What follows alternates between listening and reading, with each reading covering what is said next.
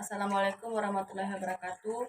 Kami dari kelompok 1 ingin mempresentasikan hasil diskusi kami yaitu tentang media pembelajaran yang berbasis visual. Materi-materi yang akan kami bawakan yaitu tentang pengertian media visual, jenis serta karakteristik dari media visual, fungsi media visual, cara penggunaan media visual, cara pengembangan media visual, kelebihan serta kekurangan dan contoh dari media visual, dan akan dibawakan oleh rekan-rekan saya dan saya sendiri. Baiklah, untuk mengefisiensi waktu, langsung saja. Assalamualaikum warahmatullahi wabarakatuh. Perkenalkan, nama saya Rusmini, NIM D2010002. Prodi Teknologi Pendidikan. Baik, di sini saya akan menjelaskan sedikit tentang pengertian media visual. Media visual merupakan semua alat peraga yang digunakan dalam proses belajar yang bisa dinikmati lewat panca indera. Mata. Media visual, image atau perumpamaan memegang peran penting dalam proses belajar. Media visual juga dapat memperlancar pemahaman kita dan memperkuat ingatan kita. Baik, di sini juga saya akan menjelaskan sedikit tentang jenis-jenis media visual. Jenis-jenis media visual, yang pertama, media gambar atau foto. Media gambar atau foto merupakan media reproduksi dalam dua dimensi. Gambar atau foto merupakan alat visual yang efektif karena dapat divisualisasikan menjadi lebih konkret dan realistis. Yang kedua, karikatur dan kartun. Karikatur dan kartun merupakan garis yang dicoret dengan spontan yang menekankan kepada hal-hal yang dianggap lebih penting. Yang ketiga, buku ajar. Buku ajar dikenal juga dengan buku pelajaran, yakni buku yang digunakan dalam kegiatan pembelajaran.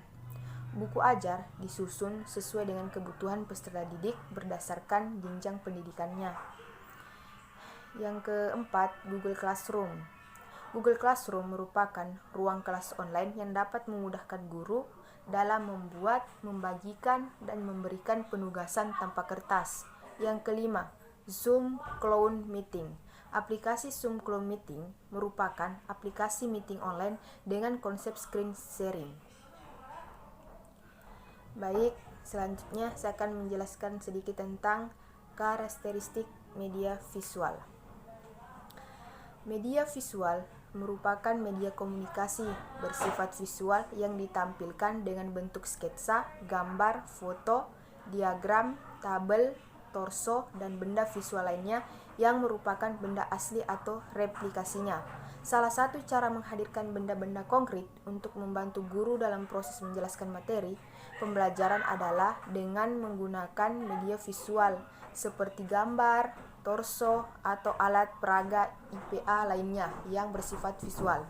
Sekian dari saya. Wassalamualaikum warahmatullahi wabarakatuh. Baik, saya akan melanjutkan penjelasan dari teman saya mengenai adapun fungsi media visual.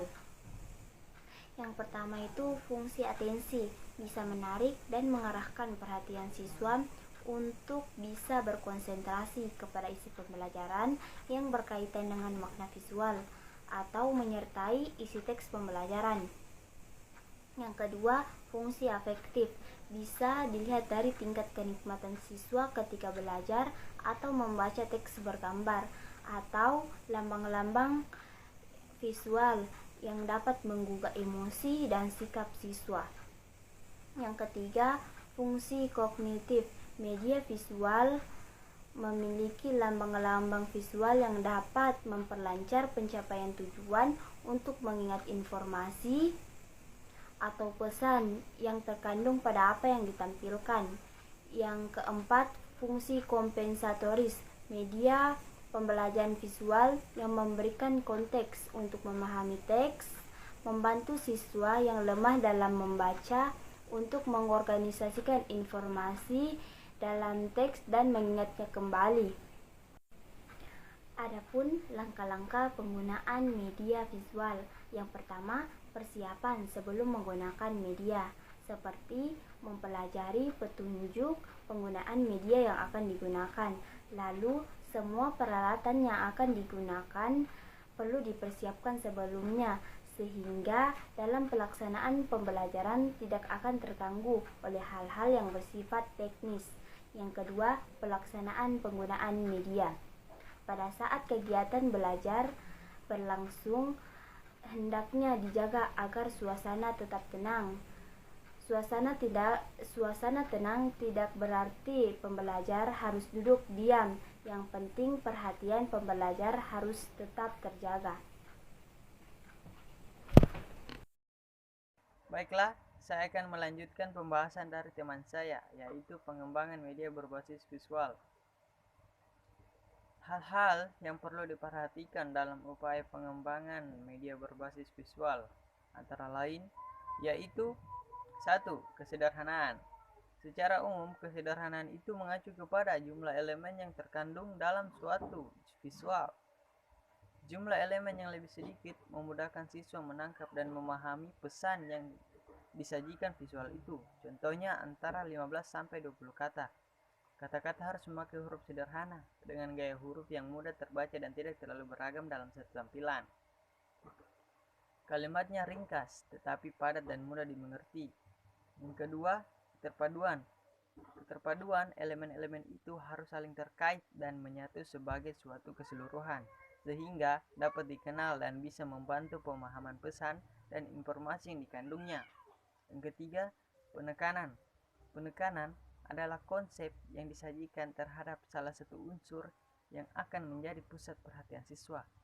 Dengan menggunakan ukuran, hubungan-hubungan, perspektif, warna atau ruang, penekanan dapat diberikan kepada unsur-unsur penting. Yang keempat, keseimbangan. Keseimbangan yang seluruhnya simetris dapat disebut keseimbangan formal, seperti menempatkan dua bayangan visual yang sama dan sebangun. Oleh karena itu, keseimbangan formal cenderung tampak statis. Sebaliknya, keseimbangan informal tidak keseluruhannya simetris, tapi memberikan kesan dinamis dan dapat menarik perhatian. Yang kelima adalah bentuk. Bentuk yang aneh dan asing bagi siswa dapat membangkitkan minat dan perhatian. Oleh karena itu, pemilihan bentuk sebagai unsur visual dalam penyajian pesan, informasi, isi pelajaran perlu diperhatikan. Yang keenam adalah garis. Garis digunakan untuk menghubungkan unsur-unsur sehingga dapat menuntun perhatian siswa untuk mempelajari suatu urutan-urutan khusus. Yang ketujuh adalah tekstur. Tekstur adalah unsur visual yang dapat menimbulkan kesan kasar atau halus. Tekstur digunakan untuk penekanan suatu unsur seperti halnya warna. Yang kedelapan adalah warna. Warna merupakan unsur visual yang penting, tapi harus digunakan dengan hati-hati untuk memperoleh dampak yang baik. Warna yang digunakan untuk memberikan kesan pemisahan atau penekanan, dan warna dapat mempertinggi tingkat realisme objek situasi yang digambarkan, menunjukkan persamaan dan perbedaan, dan menciptakan respons emosi. Oke, baik. Terima kasih atas kesempatan yang telah diberikan kepada saya. Perkenalkan, nama saya Niwayan Swastini, nomor standbook D22010015. Saya di sini akan menjelaskan sedikit tentang kelebihan dan kekurangan dari media visual serta contoh dari media visual. Yang pertama yaitu kelebihan tentang media visual. Kelebihan dari media visual yaitu pembaca dapat mengulangi kegiatan membaca sehingga penyerapan isi dari informasi lebih baik. Kedua, bisa disimpan sehingga dapat dinikmati lagi di kemudian hari. Yang ketiga, mengatasi keterbatasan pengalaman yang dimiliki oleh pembaca. Yang keempat, analisa isi dari informasi lebih mendalam. Yang kelima, meningkatkan pemahaman karena tampilan visual mempermudah informasi dibandingkan dengan penyampaian verbal. Yang keenam yaitu menciptakan interaksi antar manusia dengan sekitarnya. Adapun kekurangan dari media visual yang pertama yaitu keterbatasan penyampaian informasi karena hanya dapat menggunakan visual. Yang kedua, proses pembuatan yang cenderung lama. Yang ketiga yaitu agar tahan lama, media visual memerlukan bahan dasar yang bagus dan berkualitas sehingga dalam pembuatannya proses cenderung cukup lama dan sulit. Yang keempat yaitu jika terjadi kesalahan dalam media visual tidak dapat langsung diubah secara cepat. Yang terakhir yaitu apabila informasi cukup kompleks dalam penyampaiannya sedikit sulit karena hanya dapat menggunakan visual. Adapun contoh-contoh dari media visual yaitu seperti gambar, ilustrasi, poster, diagram, peta. Oke, baik teman-teman, sekianlah pemaparan materi dari kelompok 1. Semoga bisa dipahami. Saya ucapkan terima kasih.